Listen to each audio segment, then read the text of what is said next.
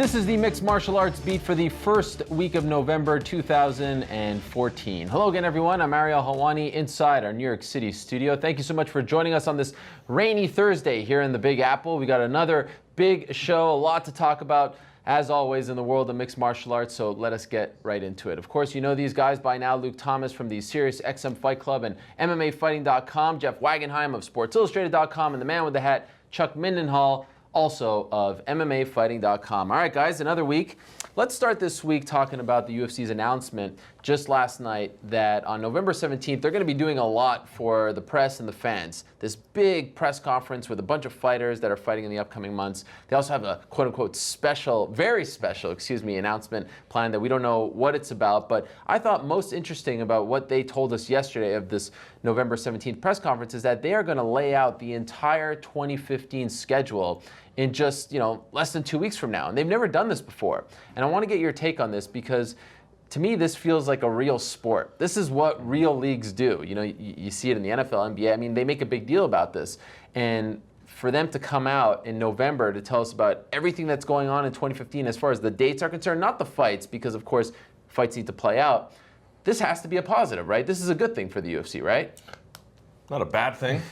But it's not a good thing. I don't think it's a better thing. Yeah, it's a good thing. I don't want to be, negative Nelly over here. But you understand, when they put out the NFL schedule every week, or every year rather, I should say, Jesus, every week. They put out every year. If you're a fan of the terrible team that Dan Snyder owns, like I am, and you're looking at the calendar, you're like, okay, we're going to be at home on this week, playing this team. You're trying to map out how the season might go, and you're only going to go places where the infrastructure already exists. You're going to be in FedEx Field, or you're going to be in MetLife Stadium, or there's not this open-endedness like you have with UFC, and so there's partly that you have to contend with. The other part is how many of those dates are going to stick? How many? I understand that they're going to be able to pick a date and time, and that's great. But how many of them are going to get moved around or canceled or postponed? And so I applaud them for making the effort because I think it energizes everyone. It gives them a foresight about 2015 that they can hang their hat on.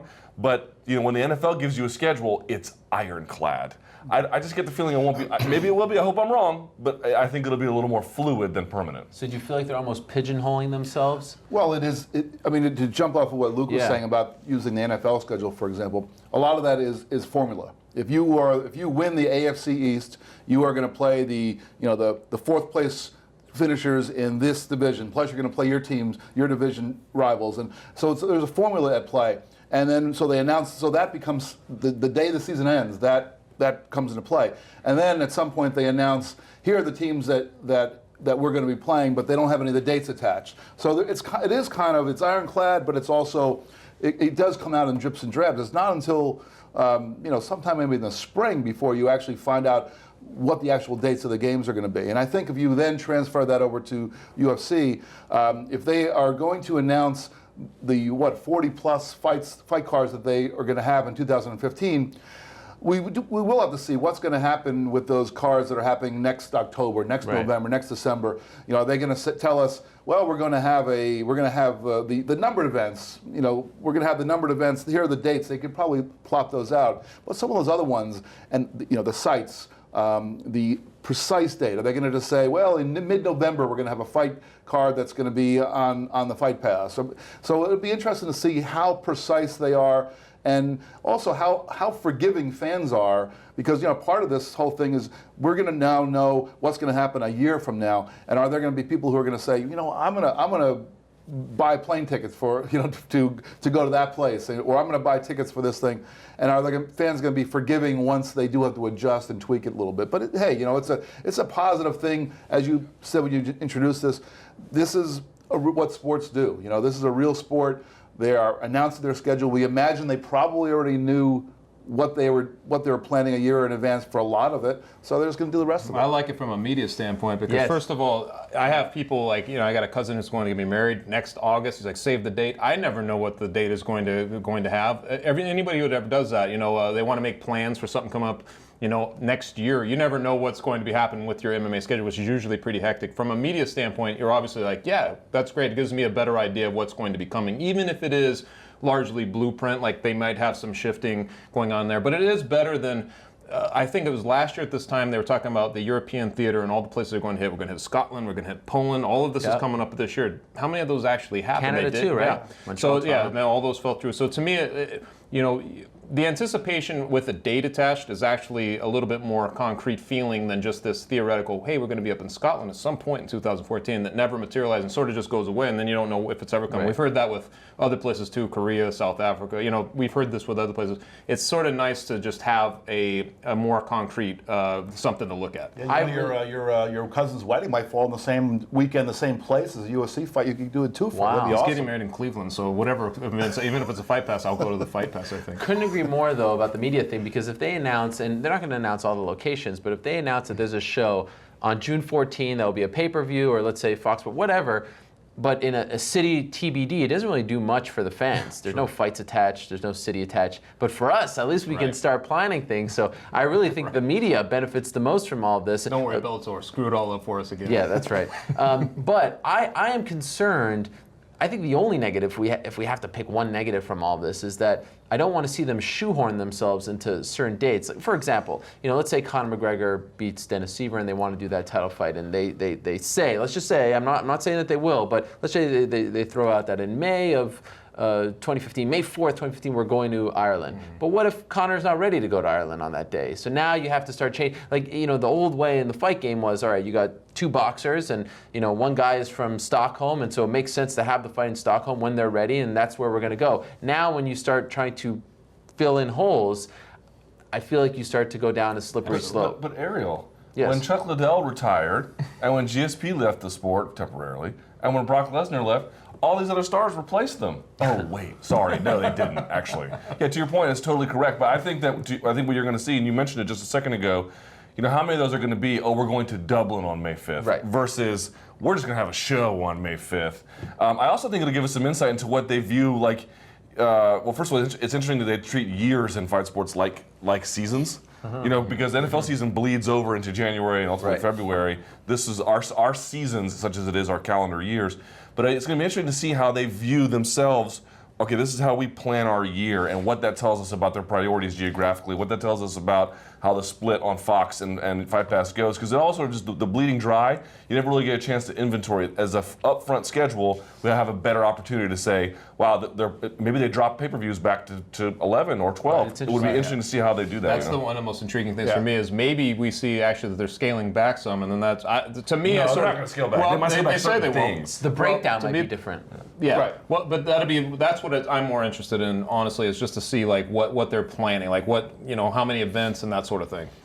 The other main thing that is obviously always interesting is like, okay, what's the big announcement? We don't know. We won't speculate on that. But I do think it's good that the UFC comes out and does things like this. So they bring in all these, fighters, these cards. It just shows that they're planning ahead. And sometimes it almost feels like we're going week to week, and there's not much stock put into the future. They're bringing in guys who are fighting in February to a press conference in November. Makes it feel like, all right, there's some sort of plan here. CB and a Holloway, roadmap. baby. Yes, Be can't there. wait. Well, that's December, but still one of the bigger stars that will be showing up on November 17. All right, so that's coming up in a little less than 2 weeks. Looking forward to that. Let's talk about something that we spoke at length just a couple of weeks ago about.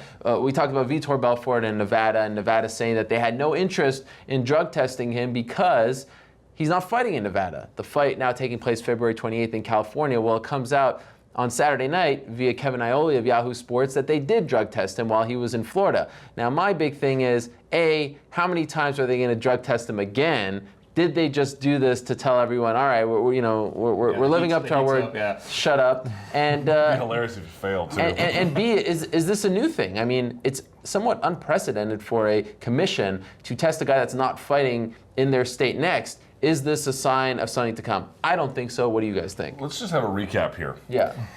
Did you not call the commission and say, Yes. just asking, hey, how many times has he been tested? Expecting to hear maybe 1 or 3 or 5, right? Yes. And the answer was 0. 0. And when you asked him why it was 0, the response that you received was, he's not fighting in the state, basically not our responsibility. Is that not correct? 100%. Okay, so for them to then go and test is a clear evidence.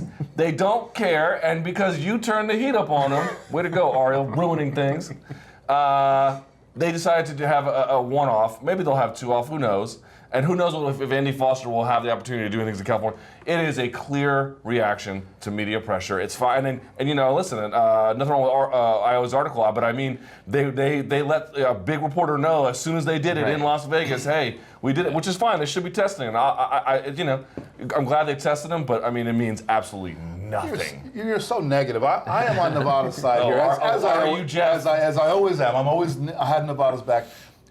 What is random testing? How can it be more random than if you tell the press that we don't need to test the guy because he's not fighting in our state? Brilliant. It was a smoke screen. It is an amazing random test. Exactly what I was going to say. In that article, Bob Bennett told Kevin Aioli that he was always planning on testing him. So are you saying that he was playing the old rope-a-dope with me? No, well, that would be brilliance upon brilliance. But I'm just saying, I'm just going to take it at face value and say this is a brilliant move. That is pretty genius. Do you think they keep doing it? Well, in the article it did say that they were, that they had talked to Foster and they said that we're still going to be involved. So my guess is, well, I guess I can't really guess because I would have never guessed that they were going to go 3 months without doing it after being as strict as they were with him in words at the hearing. So who knows? I think the answer is they'll keep doing it if we tell them to. That's true. Sunlight is a disinfectant, but the sun's not up all day long, right? It's how comical. They're just so funny. Well, could you imagine if he's now being tested by 2 commissions at the same time? Like they're showing up all over the place. I have a hard time believing because yes, that's what I go to bed worried at night. Geez, they're going to be over-regulation in mixed martial arts. Could you imagine? I mean, I think it would be great. It would be. It's not going to happen. Here's the thing, though. They haven't tested Weidman. Is that fair? No, everyone should be tested. If you're a clean athlete, you have the right to prove it. If it's a fight, shouldn't both guys be tested? Fair in the sense that he was, he wasn't the one that had a hearing where they were telling him that. Right, I mean, in that sense, it's not. Right, but we're talking about extreme circumstance. Like we'd all agree that there should be a measure of testing above board for all competitors in all events. Whether or not it's feasible is a different question. But everyone should be subject to some. They've been tested not at all is crazy. But this he wasn't, so he hasn't been yet. But this specific testing of Belfort was what grew out of not the general, we're going to test people randomly across the board. This grew out of specifically a hearing in which he was trying to get a license in a state where he had failed twice. He had failed 2 drug tests in the past, and the stipulation they set forth was, well, yeah, we'll give you this conditional license, but we're going to test you until the day you retire. So this was his, this was something specifically to him, and I agree that at some point, obviously, Chris Weidman should be tested. But I think it's okay if they test Belfort more than they test Weidman because that's part of the stipulation of him getting a license, which, as it turns out, he doesn't really need. Well, I'm just saying, walking to a title fight, you should have been tested beforehand with blood and urine. Fact. I will say this. For a guy who hasn't fought this year, and all of 2014, we sure do talk about Vitor Belfort a lot. It's pretty amazing that it's always controversy. It's like an asterisk sort of situation, hype, all that stuff. But it's amazing how he's been in the headlines this long. Actually, off the top of my head, I believe this weekend is a year since his last fight. It was early November. He knocked out Dan Henderson. Speaking of which, I know you saw this. I mean, everyone's just crapping on Vitor Belfort at the press conference in Australia. Oh, man. It was like everyone ganging up on him. Kind of an awkward scene, though, right? I mean, well, if you didn't see it yesterday, this is taped live now. Right. All right. If you didn't see it yesterday, it was obviously the 2 guys who were going to fight in the Sydney card, Luke Rockhold and Mike Bisping, and then Chris Weidman sort of sauntered into the press conference, and they were asked about Vitor. Dude, they unloaded on him. So far as to say that Mike Bisping goes, yeah, he was, quote, roided to the gills. And you could see Tom Wright over there sweating like I am because they keep the heat on in this place at 1,000 degrees. And it was really uncomfortable. And then Luke took his turn, and then Weidman took his turn. It was brutal. What do those guys have against Belfort? Some of them fight. A very weird scene to actually watch play out at an official UFC press conference, like a pre-fight press conference. You do see candor at press conferences, but not like that. Yeah. When you know what's crazy? When Dana White is not at these things, when it's Dave Schaller trying to manage it, dude, but boy, when the cats are away, the mice play, man. All right, let's talk about something else that's come up over the last few days.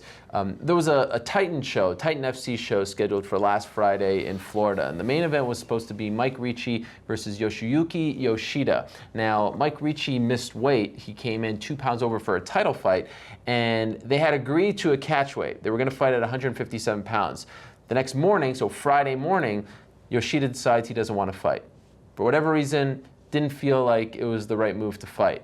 On the spot, essentially, Titan cuts Yoshida. Now, it's important to note that Titan is owned by Jeff Aronson and also helped run by Lex McMahon, who also own Alchemist Management, who represent Mike Ricci. Now, this brings up a constant problem in our sport. You know, we see guys like, who I have a lot of respect for and who have always, been straight up, but you have to note, Ed Soares runs RFA. He, of course, is a manager. Ali Abdelaziz, manager, matchmaker for World Series of Fighting. You see what's happening with Alchemist and Titan FC. This is something that is very much frowned upon in the world of boxing. There's something called the Muhammad Ali Boxing Reform Act, which covers a lot of things, but this is one of the things that it covers. And it led me to start thinking, and I must give props to Sam Kaplan, the former matchmaker over at Bellator, wrote a very long article on his website, samkaplanmma.com, which I suggest everyone check out. But what do you guys think? Is it time that, I mean, it's a big topic to talk about, should the Muhammad Ali Boxing Reform Act come to MMA? Should Congress start looking at MMA, a lot deeper? But managers acting as promoters, is it time to end this? Is this a problem, and will it become an even bigger problem? Because I think we saw that it played out to be a pretty big problem last Friday in Florida. What do you think? Wow, this is a big topic. Yeah. I mean, the idea, the concept of conflicts of interest are rampant all over the sport, and not just at the level, this minor league level. There are conflicts of interest in how the UFC does its business in different ways. And I don't know. I'm not even sure I have a good handle on it, but I guess I look at it as there are multiple interests, and then there are conflicts of interest. There are times when some of these people who are manager / promoter have multiple interests at play, and that's probably okay. But there are other times when those interests are clearly butting heads with each other. And so I guess we then have to step back and say, well, do we want to eliminate this in its entirety and eliminate all these conflicts of interest? And if we do so at the risk of a lot of these minor shows sort of going away, because the guys who create those shows are the people, they have an interest in doing it because they've got fighters who they're trying to get fights and build their way toward UFC or even to Bellator. So I guess the purist of me says, well, we should have no conflicts of interest like boxing does. Of course, boxing also has a longer history of corruption and ties with organized crime, and MMA is a much younger sport, so the contexts are different. So it's either you are a purist and you say get rid of it all, or you just sort of watch people closely and insist on transparency. And I actually have to say I'm sort of a little torn about that, because I don't want fights to go away, but I also recognize that there are times when even organizations as big as the UFC have different interests at heart. Well, what about this particular issue? Was it handled correctly? I mean, you have a guy who says he doesn't want to fight. That's a problem, right? Especially since you agree to the fight and it's in just a few hours. But you had another guy who missed weight, no repercussions there. For a title fight. For a title fight, no repercussions. He's still on the roster, and the guy who says he doesn't want to fight at the new catch weight is cut on the spot. Yeah, I don't think it's right, and I think that what we're talking about amplifies it, because let's just say that let's say Ricci was not represented by those guys, and this was just he misses weight in a title fight. The other one guy misses weight, the other guy decides not to fight the fight. There's a problem there, but it gets amplified by the fact that somebody is being represented by a manager. Would it have been handled the same? Would it have been handled the same if they weren't part of his management? You know what I'm saying? Right. It is a complicated issue, because people have tailor-made opponents for years. Going back to boxing, it's like management. That's what part of management does. Management wants to put you in the best position possible. So therefore, they create a platform for all fighters, but including their own, because they also want to bring up their own fighters through this platform and put them in the places like the UFC, because it benefits them on that level as well. Sure. There's the conflict. It's obviously like it's a conflict of interest, but it benefits the larger amount of fighters, people who need fights. If RFA is not around, it's not a feeder league to the UFC. If the World Series of Fighting doesn't have, what they've got going on, that's one less league, et cetera. And by the way, also worth noting, it's an issue in Brazil as well. Like Walid Ismail, manager, also has Jungle Fight. Andre Pederneiras, manager, trainer, also has Monty Cox. Shuto. And in that article you mentioned, Monty right. Cox has made a life, essentially. Has a very nice big house because of both sides of the equation. He's been able to put on fights. He's also been able to bring up some of his best guys, his best known guys, slowly and gradually through those ranks. And he knows kind of where to put them in those ranks. It's just one of those things. But would Matt Hughes have been Matt Hughes? Would those guys have been if they hadn't sort of done it? I see it sort of both ways. I sort of almost equate it in the magazine world or editorial world, like to the publisher and the editor, right? Like you have a publisher who's vertical integration. Yeah, it's like you have a publisher who's more all about just how are we making money, bottom line, how do we make more money, and advertisement, et cetera, et cetera. You have editorial, it's protective of the integrity of the thing. Right? You know, it's like it's almost like that. Those bleed. There are plenty of outlets now that have a single publisher and editor. How those two worlds bleed together, it leaves a huge gray area of controversy. If you really looked into it, you'd be like, well, that's not always ethical. The best guy to follow in the sport on this one issue is a guy, people may not know his name. He writes for Bloody Elbow. His name is John Nash. You can follow him at Hey Not the Face. Maybe now, the third time you've dropped John Nash's name on the show. Because he is probably the most underrated writer in the sport, if we're just being honest. Because not to say that there's not other guys who get a lot of attention. I just mean for the quality of his work, for the amount of attention, it's sort of like weird. He is brilliant, and he brought up a couple points to me, and I asked him for help on this yesterday, so I want to give him full credit and acknowledge it. These are his points that I'm about to echo. One, Monty Cox is not the issue, and in fact, not even in violation of the Ali Act were it to apply to MMA. Ali Act does not apply to people doing 10 rounds or less, meaning non-title fights. You can be a promoter and a manager and get your guys the experience they need up to a certain point. It's the championship fights they don't want. So your Ed Soares, yes, there's an RFA belt, but they have a UFC out clause. So that's really not that much of a big of a concern to me because you can go the minute the big show calls you. Same with Monty Cox and a couple other shows. Gets a little more complicated with Titan. I'm not sure what the situation is, whether they have UFC out clause. I think some guys do, right? Well, they don't, have them in the contracts, but they'll never stop you. Okay, but if they don't have them in the contracts, that's a problem to me, right? Because if they really do want to stop you, they can. That's the point, right? World Series of Fighting doesn't have it. Right. So you can get to the point. Right. And so that was one point he sort of really wanted to articulate, which I think is worth noting, that there's the difference in degree about which guys are holding you.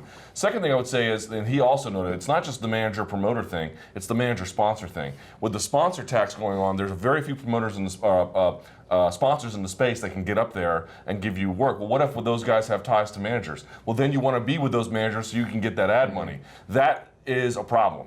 That's a serious problem. And everyone gets on me all the time like, oh, you're so pro-fighter, you're anti-organization. I'm not anti-organization.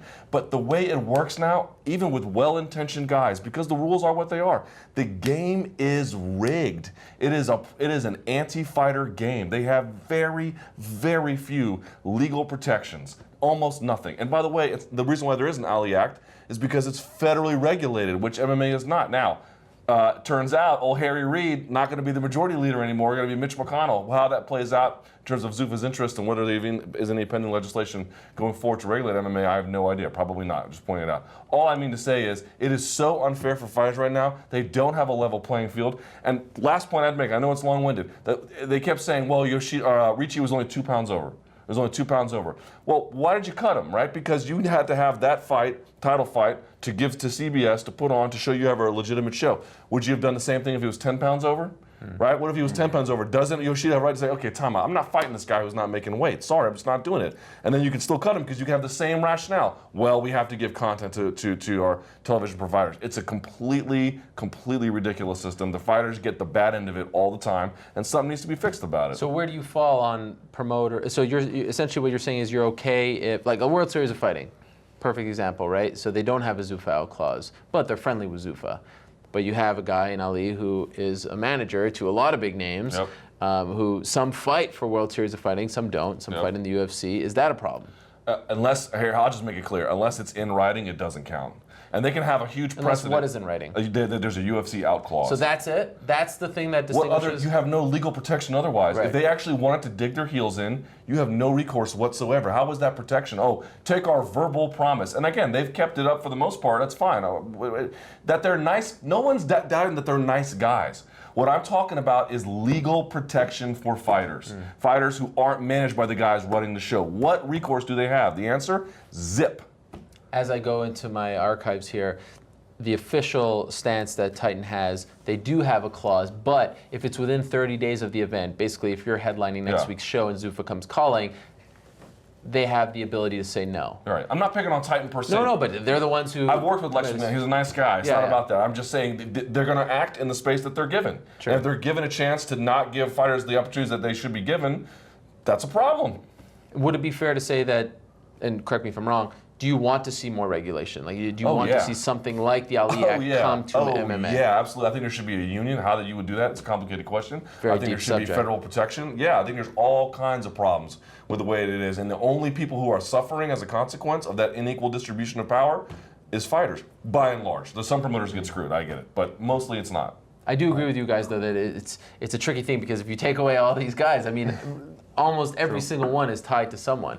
Must give props to Dana White here, because when he became the president of the UFC, he did drop his guys. There was never that gray area. He had Tito, he had Chuck, and that was back when there was much less scrutiny on the UFC. So he had entered that sort of tricky space and dropped them right away. So I do think that is worth noting. It might be something that at some point comes down to an organization like the UFC or even Bellator. Like Viacom would be an interesting position. Here's a company that has deep pockets and could maybe elevate Bellator by somehow subsidizing some of these minor organizations, with the idea being that these can be more feeder systems for Bellator, as opposed to everybody going over the UFC. And this would be a way for some of these organizations to maybe stay afloat and not have to have that inherent conflict. But then there's another conflict, obviously, because let's say, use an example of let's say there's some minor league version of Conor McGregor and there's some minor league version of Nick Lentz. Well, who's the guy you're gonna promote? Even though these guys may both be pretty good fighters and win a lot, well, you're gonna want the guy who's more exciting. So you're gonna do what you can do to push forward the guy who's gonna be who eventually, when he gets to you, is gonna put on the more exciting fights, not necessarily the guy who's gonna win as many fights. So there's always gonna be a conflict. I think we really have to make sure that whatever legislation or whatever regulations we put out there, they really get at transparency. That's really what the big issue is, at least for me. Two last things on this. I think MMA is just, is just plagued with conflicts of interest all over the place. Not just with it's all over the place. It's too small not to be. Yeah. And B, the Ali Act is a boxing thing, but and it is rather detailed. But let's be honest. Boxing is, it's not church, and they don't really follow it all that well. No. To be honest. So it's not like regulations all overnight fixes things. Right. But you just want to have some basic protections for these guys. That's it. While we're talking about the regional scene, so to speak, I want to talk about Invicta. Invicta just had their last show this past Saturday. They have a show coming up in December. They were supposed to have sold out Cowboy Stadium, right? Yeah. they were supposed to have Chris Cyborg on the show, making her bantamweight debut, which would be huge for women's MMA. Hopefully lead to the Ronda Rousey fight. Unfortunately, she got injured, so Michelle Waterson is getting the nod once again, just a few months after she last fought. But to me, the bigger issue, and the issue that was so glaring while watching that show this past Saturday, was this is not the same Invicta. And Invicta isn't all that old, but it's not the same Invicta that came onto the scene that got everyone excited, just a couple of years ago.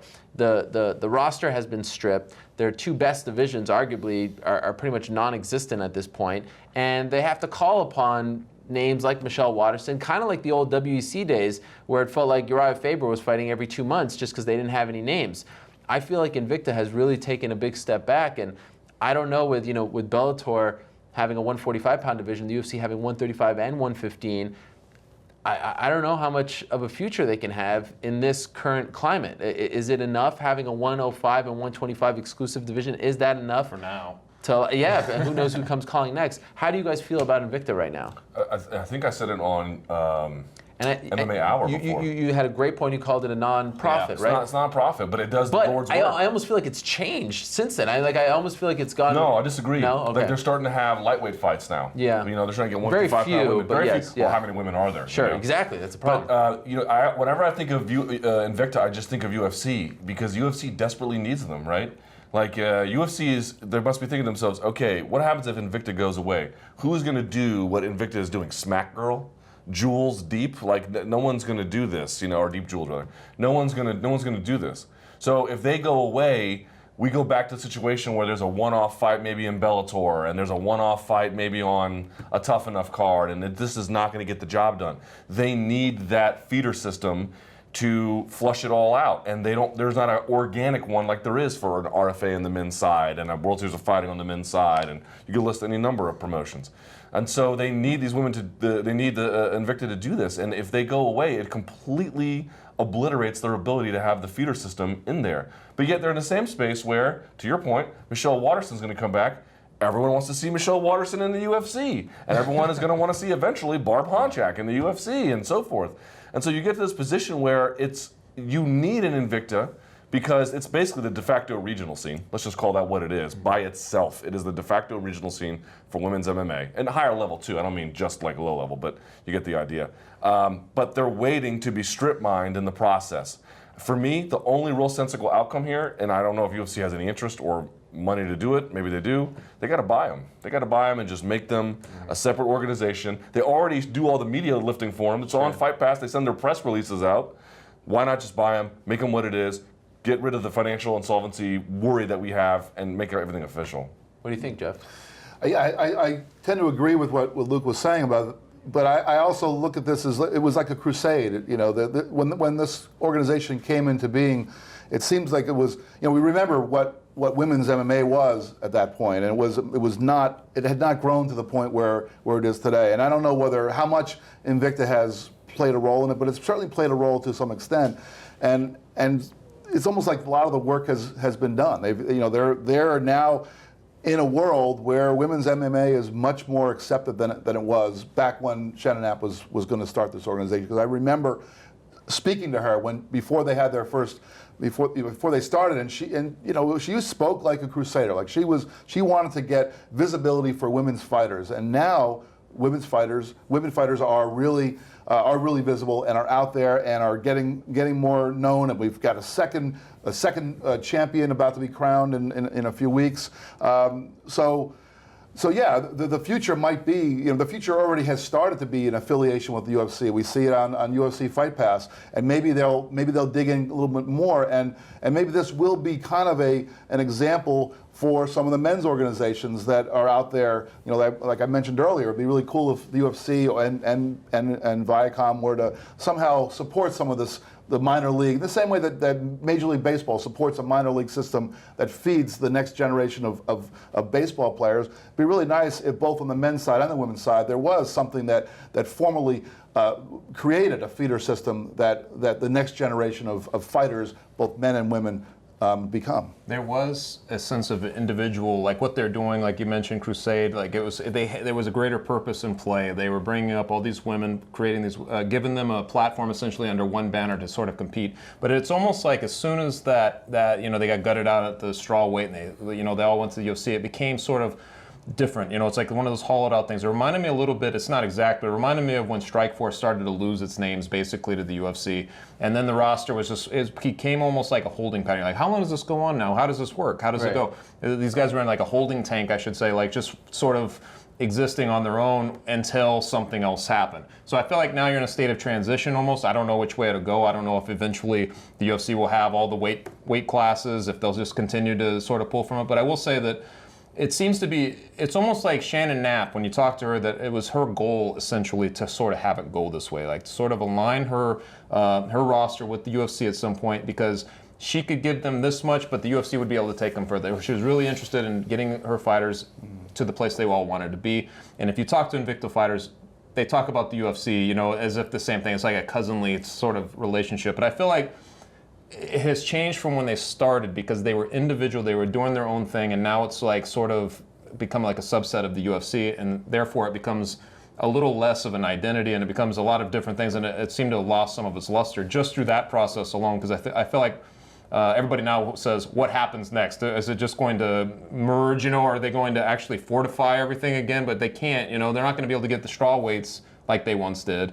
And it's a matter of time, I think, until the UFC probably delves into the rest if women's MMA... I don't want to see the 105s and 125s come, because they're just going to be buried. I mean, look at the flyweights now and the straw weights. But it seems random right now to just have 135, 115. That's all I'm saying. And how they've traditionally done things. We must give them props, and I don't want to seem like we're being too negative here. I mean, you look at Tough 20, most of those names came from Invicta, and we know them because of Invicta. They did a good job in a very short amount of time of building people that we actually care about and want to watch on this show. And but we know them. Sure, Well, everyone else knows them because of UFC and Fox. Well, now, yes, but you have to ask yourself, like, why is this so dire? Right? Because if Invicta goes away, what happens? I firmly believe we'd go back to exactly the way it was before, where you have just pot-shotted women on cards. So then what does that mean? That means that women's MMA outside of the UFC is not financially viable. It may even be financially viable now, even with the way Invicta's running. Now, but that's a problem, because once you get there, UFC can find a way to make that work. But UFC can't make that work if that goes away. But that's what we're dealing with here. Like, men on the regional scene are barely financially viable. Women are a distant space behind that. And that is a serious problem that Invicta can't overcome, I don't think. And I just don't see how you change that without the UFC directly intervening. One glaring issue that I have is that you remember back, it's easy to forget this now, but back in the WC days when they had a 205, a 185 and a 170-pound division. 155 lasted towards the end, but they had multiple divisions that overlapped the UFC's divisions while they were still owned by Zuffa, and then eventually they all kind of they phased them out. The Steve Cantwell, Brian Stanley. Exactly, wars. but 155 stayed till the end, and you see the stars that came out of 155. My issue is I feel like in Invicta, when those guys were in WC, they never took Carlos Condit away and kept the 170-pound division rolling in WC. So it didn't almost water it down or make it feel less important. Here they're taking people away from Invicta when need be. Oh, someone needs a fight at 135, let's take Lauren Murphy, the 135-pound champion. But the division is still there. So you see what I'm saying? Yeah, the strawweight champion is Katja Kankanpa. And she beat Stephanie Egging to win it. Like, anybody see that fight besides me? Didn't think so. I actually saw it. Well, you know my point. Yes. It's like this is your next generation of guys. Like, it's such a If you take away the champion and the stars, the division can't exist because it just feels like a shell of its former self. At least in the WC days. Well, the very word promotion means to promote their fighters, right? Like, you're promoting a certain when those fighters can only go to a certain far before they're taken away, and you're back to. Look at Cyborg. Everyone thought, okay, she's going to fight once, and then she's going to go on to the UFC. Right. You're not really investing in her. So there is something to be said for, all right, Cyborg's fighting. You want to watch wherever she's fighting. But I don't know if the relationship can work that way. The other thing that I think is very much worth noting is that I feel like they need to be smarter about where they place their shows. Their next show is December 5th in Houston. December 6th is a huge UFC card, 2 title fights in Las Vegas. That show, in my opinion, should be in Las Vegas. Put the show December 5th at the Hard Rock or Palms, have all the media that's going to be in Vegas covering that UFC event, and you'll have the fighters there. Tough Enough does this from time to time. Joe Rogan makes a killing doing this because he has a comedy show on a Friday night. Everyone's looking for something to do. And I bet you can get UFC PR resources too. You have a media day on a Thursday or Wednesday. Hey, UFC, can we bring Michelle Waterson to the media day? You're going to get all this extra publicity and people talking about it. Why are you in Houston when Michelle Waterson or Cyborg before her had nothing to do with Houston? Why are you going to these random places now? Barb Honchak, Iowa, I get it, but I feel like they need to really align themselves more with the UFC and almost kind of follow them. It feels like what they're trying to do is be like, yes, we're on UFC Fight Pass, and yes, UFC sends out our press releases, but we're independent. Yeah. We don't. But it's like, I don't care that you're independent. I just want you to succeed. I just want you to live out to see the day. And to your point, I think if you've ever been to your big UFC event in Las Vegas on a Saturday, it's a huge to-do. All the fans are already in town by Friday, Looking by the for way. something to do, They've gone to the weigh-ins. If you can do a post-weigh-in thing, you can promote it at the weigh-ins. Can you imagine? It's so hand in glove. It's a great point, Arlo. I hope someone out there is listening. First great point you've had in this whole show. Yes. All right. Let's talk about this weekend. This weekend is a very busy one. Now, what do we think? We got a Fight Pass show with Bisping Rockhold and a Fox Sports 1 show with Shogun versus OSP. Which is the better card? God. You have to think about it? Oh, yeah. I think it's a no-brainer. The main event on the Australia card is the best fight all weekend. Right. I think everyone would agree with that. The most intriguing one, for sure. Maybe, I don't know. Maybe I think the Lineker-McCall fight is going to be interesting because it's going to lead to, I think, more directly to a title shot. I think which card is better? But that's on the other one. That's on the Brazil card. Well, you can make a case that McCall-Lineker is the most important fight for its division because the winner is probably the number one contender. But I think Bisping-Rockhold has everyone's interest. It's got a lot of juice, yeah, of course. Interesting that it's on Fight Pass and not Fox Sports 1, right? Yeah, I don't get that at all. And it's like in Australia in the morning, you know. I inquired about that. What did they say? And they said that, so for those that don't know, you remember when they told us that Fight Pass was coming out, this will be catered to the market. So they don't care if it's 3 a.m. in the U.S. when the show's on, as long as it's in prime time in the local market. What I was told was the Australian fans are so used to watching shows on a Saturday morning or Sunday morning, typically it's Sunday morning when it's Saturday night here, that they, from their research, felt like they didn't want to tinker with that. Probably all sports. I mean, I think if you're in Australia and you follow sports around the world, you're probably used to getting up at 3 in the morning and watching, you know, soccer matches all around the world or other leagues, dude. I know they do, but they all. But can you name a team? But there are other leagues who start at 3 a.m. That's just the way it is. But to their credit, Tom Wright said yesterday it's very close to a sellout. And I can confirm that as well. Yeah. So, I mean, clearly the people don't mind, but it is I'm very not interesting. mad at it. I just thought it was weird. It's good for us. It's good for them. Hey, great. I just think it's just interesting. It might be coincidental. And having Bisping fight in Australia makes a lot of sense. He has Australian ties, and he fought there once, and it sold very well. But the most intriguing fight, and yes, Shogun was supposed to fight Manuel, but even with the Manuel fight, that the most intriguing fight on a weekend where there's a Fight Pass and Fox Sports 1 show is on Fight Pass, I just think is interesting. I don't know what to make of it, but I think it's interesting. To answer your original card, it's different. Question. I don't know which card is better. There's a couple good fights. It'd be nice to combine the two. Yeah, and then get rid of the stuff that doesn't need to be there. It's slim pickings, man. It's slim pickings past those two main events, 2 co-main events, really. You mentioned McCall Lineker. McCall has been very outspoken. He's a great interview, and he's essentially saying that he doesn't feel the love. You know, and people have said this, but not quite like him. Do you think there's something to his point? He's gotten bumped up to the co-main event, but that's because of the Manuel injury. He wasn't in the co-main event before when it's such an important fight. Do you feel like he has a point? The flyweights just aren't getting the love. The UFC isn't doing enough to push him. It's something that has been floating around forever, really. Right. I mean, ever since he fought Demetrius Johnson, and I think that was the first flyweight fight they had. It was the tournament in Australia. Yeah. They just haven't had the love. When they fought, when Mighty Mouse and Benavidez fought for the championship, people were booing, even though I thought it was a really, really great fight. I mean, that's just, you know, you can go on and on all through the entire short history of the flyweight division, and that division as a whole has not gotten the love. So it's not something that Ian McCall himself specifically, can claim. It's not so much his issue. It definitely is the issue of that weight class as a whole. And and I talked until I'm blue in the face about how much I like watching these guys fight, and yet, I guess I'm just not the audience that...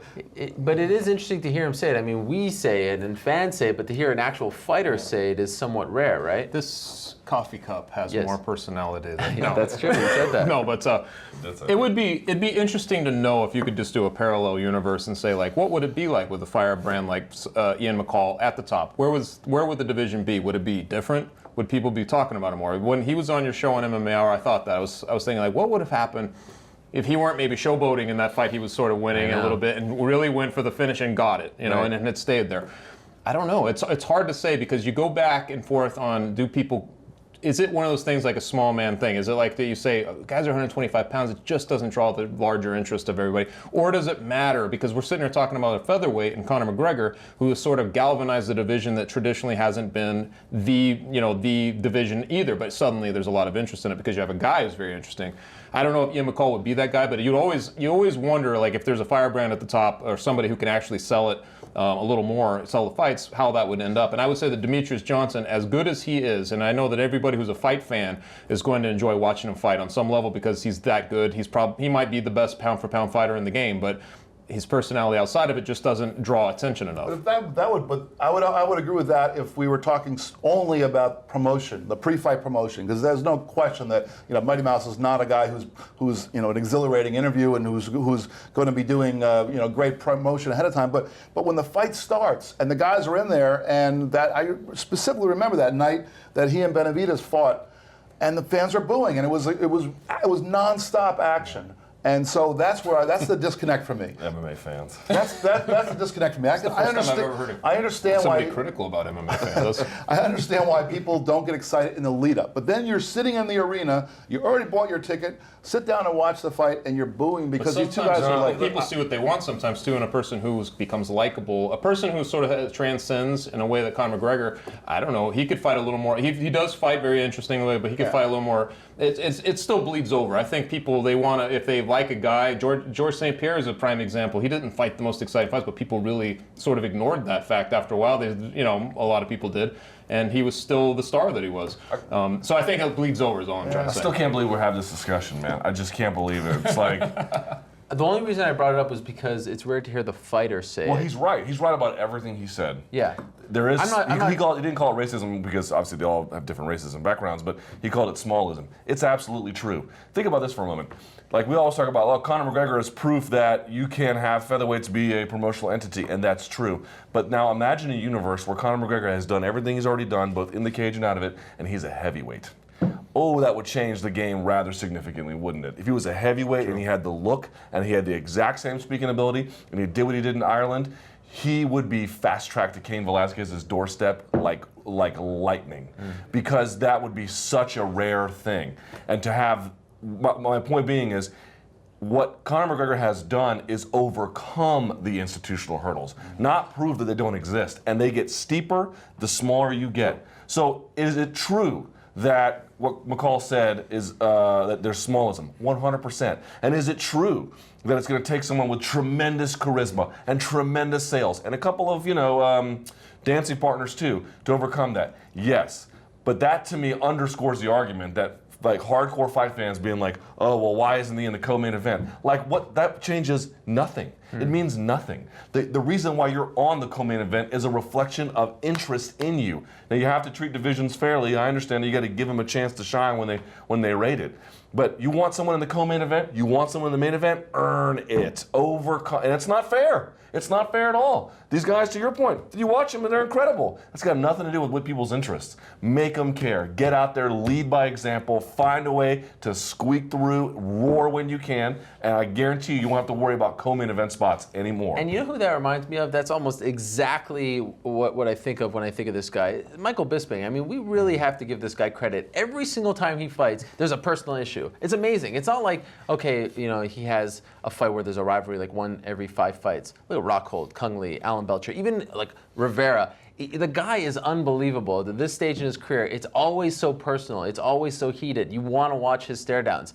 You really have to give him credit. Like I feel like he's one of the best. The Wanderlei one was a bust, though. Because they asked Wanderlei, they're like, why do you hate Michael Bisping? He goes, I don't know. I just don't like him. Yeah. Oh, all right, well. Well, it's tough. I mean, they can't all be home runs. But for the most part. That wasn't Bisping's fault. Yes. True. Good for point. a guy who's never fought for a belt and had, that huge fight, it's really amazing that he continues to do this every single time, right? You want to see that stare down. Like yesterday, we were talking about great. him fighting Rockhold well before it ever was made. Yeah. In fact, you were the one lobbying for it. But even before the Kung Lee thing, and he's already talking about Rockhold. They're already going back and forth. It's like he's always one step ahead as well. He's always planting those seeds, putting those rivalries in place. I think he's pretty masterful when it really comes down to it. Bisping needs to put on a seminar for these guys when he retires, like those fighter seminar things. He needs to run one of those. Just how to sell yourself, how to sell a fight. Yeah, well, with last point on that, though. Everyone says, oh, you got to sell yourself more. And we all get up here and, when you get a camera in your face, or you get a post-fight interview with Brian Stanner, Joe Rogan, say something, and I agree. More effort can be made. But we also have to have an understanding that, just in the way that Cain Velasquez is a better athlete naturally and a better fighter naturally and natural instincts about it, there's the Conor McGregor special for a reason. You can't duplicate that. 100%. I'm not saying everyone needs to do it. I'm just saying we should note and acknowledge the fact that this guy's been doing it for a damn long time. Yeah, when it works well. At a very high level, right? Yeah. I'm still as interested in his fights today as I am, even though he may have lost his step, injuries and whatnot. Worth noting. Last thing before we go, next weekend is incredibly busy for the world of mixed martial arts. We won't have a show, traveling and whatnot, but there is a UFC, a Bellator, and a World Series of Fighting show on Saturday night. And you're going to the World Series of Fighting? Yes, I don't know which one. Okay. Absolutely. Now, I'm putting you on the spot here, but and I feel like, off the top, this may be an obvious answer, but maybe not. What's the best fight on Saturday night? What's the best, most intriguing, most interesting fight next Saturday night? You got UFC 180. If the card. Nope, right now. Not what it was, right now. What is it? It's almost a trick question. There's a bunch of. They're all pretty close. We talking about the fight or fight card? No, the fight. I will say that the Justin Gaethje fight to me is a little bit intriguing because they're both off the board. It's like he's a guy who is sort of reckless forward pressure, and you're talking about a guy. I mean, to me, it's fun to contemplate that fight because he's got a guy who likes to do the exact same thing essentially in Melvin Guillard. So I'm like. that fight sort of, since it's been made, I've sort of had that. I'd have to contemplate all of them, but I know that one is, I've sort of thought about that one a little bit. You know, you got Ortiz Bonner, Schilling Manhoff. That should be fun. Verdum, Mark Hunt, of course, is the main event. Gaslam, Ellenberger. Interesting to Lamas me. Bermudez, yes. I would definitely say the UFC 180 card is the one that's. I don't think anyone in their right mind wouldn't say anything that the UFC 180 card is the most important. Card, absolutely. Most important?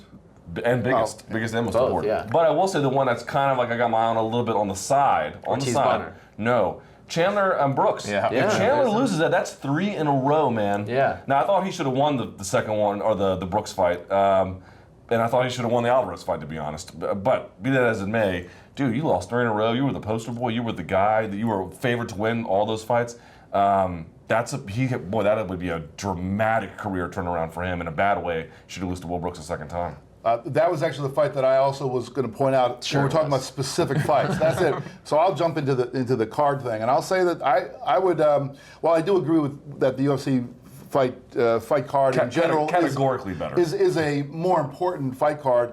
I would say that I would put it not at the top of the list in terms of if I'm sitting down that Saturday night, I'm a fan. That's not the one that I'm going to watch. Wow. Because I think you have to handicap the action here, and you say free card, $55. And I think I don't think that is a $55 card when you have these other 2 options. I think the World Series of Fighting and Bellator have interesting enough options that if there was nothing else, then yeah, maybe drop the money and watch that pay-per-view. But if you have some other options, I mean, I know we can DVR and we can watch all 3, so I suppose that the answer goes there. But I do think that because of that UFC fight card has gotten watered down to the point where I don't think it's a no-brainer anymore. I think that Justin McCauley may show up with 3 masks. I know. You're going to tune in for free TV worth to find the price out. of admission alone, right? Plus the UFC one is for an interim title, and that's a faux championship. I do not buy interim champions in anywhere. Even when the champion hasn't fought in a year plus.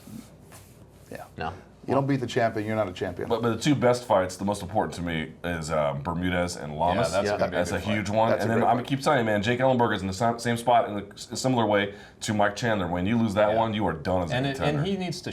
I feel like he's sort of lost something too. Yeah. I almost feel like he needs to rediscover something in there because it seems like he's sort of not been the same for a while. Gastelum will come forward though, so it should be interesting. An incredibly busy stretch coming up in the world of mixed martial arts. As always, it feels like we say this all the time, but this weekend 2 UFC events, next weekend 3 big shows on one night. That's pretty amazing stuff. Never before has there ever been Bellator World Series of Fighting in UFC. National TVs? Yeah. Wow, that is crazy. Fox Sports 1, NBC, SN, and Spike TV. So it's going to be interesting. We're off next week, but we're back the following week. And important to note, we never really mentioned this on the show, but if you missed anything, you're watching this on MMAfighting.com. You can catch the replays also on MMAfighting.com, but as well on iTunes and Stitcher, SoundCloud, many different outlets as well. I believe we actually have a pretty big following on SoundCloud.